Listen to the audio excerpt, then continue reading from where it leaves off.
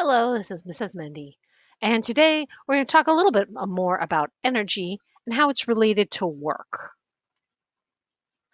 Energy, among all the other definitions that we did yesterday, can be defined as the ability to do work. So, what does that mean? So, work in a science way has a very particular meaning. Work is causing movement or change in a system. So these kids are trying to get this stalled car to move. Okay. If they can't get it to move, it doesn't count as work in science. Okay. Which seems kind of weird because they're clearly straining and applying a force. But if it does not move, it doesn't count as work. You're not changing the car. Okay.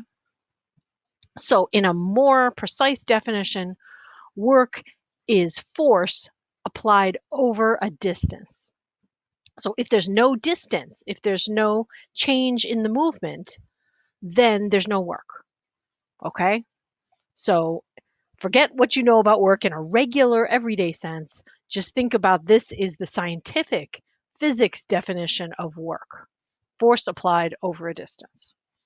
Okay. Remember, if you're doing an unbalanced force on something, you're accelerating it. So this distance is sort of like, okay, you're accelerating it over this distance. It's kind of like that. You can also think of energy as being like money. Okay. So think of that.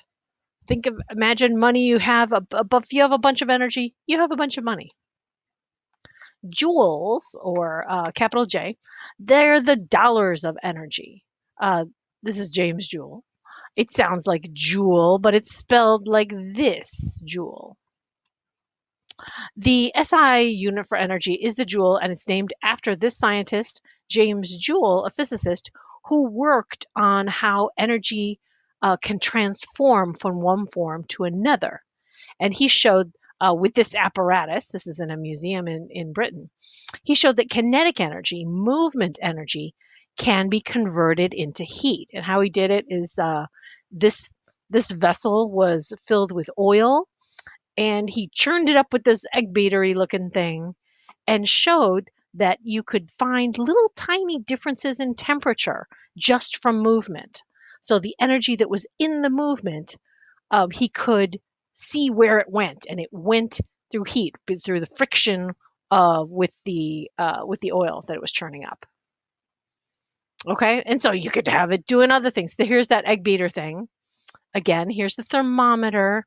Here is a weight that was pulling this and churning this up. So you can see that this is a gravitational potential energy because the weight wants to fall down, which will turn this around. So this gravitational potential energy can be transformed through kinetic energy into temperature, so into heat. So all of these things. So he was one of the ones that discovered that.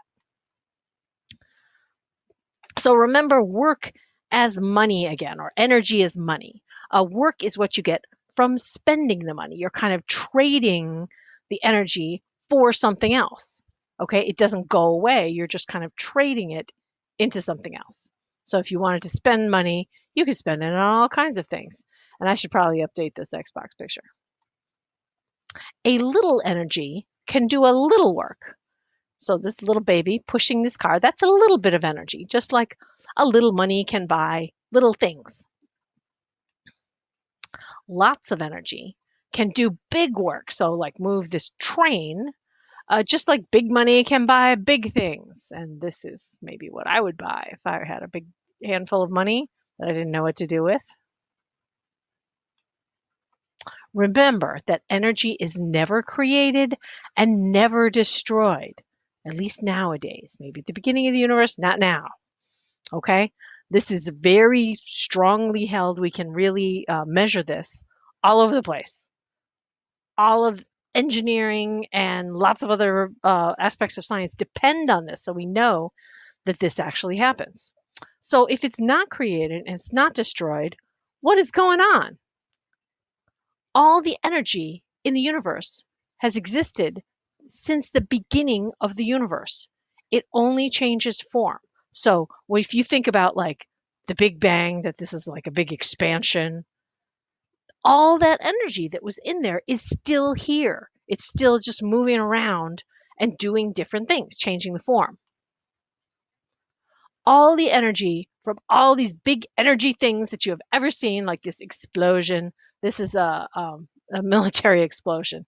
So it's not even a movie, it's a real explosion. All the energy always goes somewhere, and all the energy comes from somewhere. So we can kind of pile it up one place, we can expand it out another place. Energy has many forms that it can change into, so sometimes it looks like it's created or destroyed, but it's not. It seems like, because it kind of goes different places. This is very apparent energy. This big there, I'm sure there was a big noise with this, so there's some sound energy, there's some light and heat, there's all this expansion. So it looks like it goes away, but it does not go away. It just changes form. It gets expanded into um, heating the air a little bit, or chemical changes. So it's in the changes in the chemical bonds. Okay, here's a more simple kind of transformation, switching from one form of energy to another. So these people are sliding down this hill in a park. Um, that must be what they do in places where there's not snow.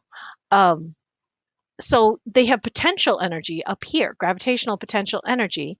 As they slide down here, it turns into kinetic energy. And as you may know from sliding down something, you get faster and faster till you get to the bottom. A bouncing ball has gravitational potential energy and elastic potential energy, and they switch. So, and kinetic energy too. So, all of these times, switching back and forth, I showed you this picture before. So it's changing. The energy keeps changing form, but it doesn't go away. Even if the ball keeps bouncing, and if you drop a ball and it bounces, bounces, bounces, bounces, and it bounces less, less, less, less, less, less, less, less, like that, that energy that was in it goes someplace. Some of it went into the sound of the bouncing ball, and so that sound energy diffuses out. Some of it went into, believe it or not, heating the floor and the ball. And then that energy diffuses out. It's really true. It doesn't seem like that's true. It is totally true. It can be measured. Okay, so here's another example of transforming energy. So if you're on a roller coaster, way up at the top when you just are as high as you're going to get, and before you have really started going down, the potential energy, gravitational potential energy, is very high up here. But the kinetic energy, the movement energy, is low. You know how you kind of go slowly, slowly, slowly over the top, and then you go down. Excuse me. The potential energy when you get to the bottom is low. But what happened to that potential energy? Well, it converted. So at the top, there's little kinetic energy, but as it goes down, that potential energy converts into kinetic energy, and it becomes high down here, the kinetic energy. So the total amount of energy stays constant. I'm going to say that again. The total amount of energy stays constant because energy is not created or destroyed. There's a little bit that is lost as heat from friction between the wheels of the little cars and the track, and also between the air and the people and the little cars of the roller coaster. Any kind of energy can transform into any other kind of energy or work. Okay, so let's go over some examples of that. In a rocket launch, the chemical energy from the rocket fuel is transformed into kinetic energy, mostly for moving the rocket. There's also some that is from heat and light down here. There's a big sound that comes out of doing this too. All of that gets converted. In a wind turbine, the kinetic energy of the wind moves the turbine round and around, and then there's a generator up in here that converts it to electric energy. That's what it's for. That's why we use it. A battery runs in your phone. So, how that works is there's chemical energy in the battery and it is converted through electrical energy, but into light energy. That's what you're seeing when it comes out. It's just light in patterns. On a bus or car, the bus stops by using the brakes. So, its kinetic energy, its movement energy, is converted into heat energy through friction. Because how brakes work, they clamp down on part of the wheel and just squeeze it, and the friction makes it stop. You also get that squeaky sound sometimes. So that would be some sound energy also.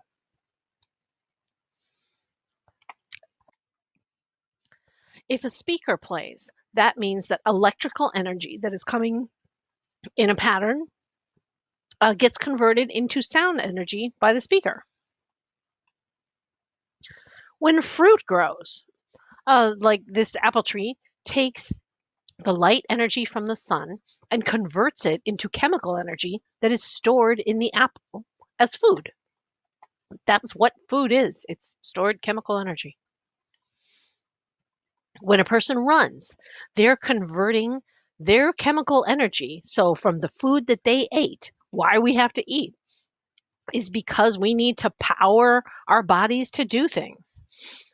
Um, from running, you're converting the chemical energy stored in your body, in the food, and in your liver, and converting that to kinetic energy, to moving muscle cells, which move the person.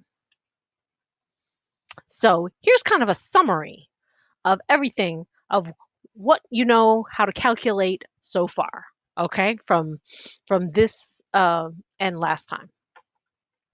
I'm not going to go through this again because we went through it already. The new part is down here. This work is transfer or use of energy. Work equals force times distance. The work unit is joules, and remember, work is energy used to do something. This we went over last time, but this is just a little summary so you don't miss anything. Okay? I will see you next time.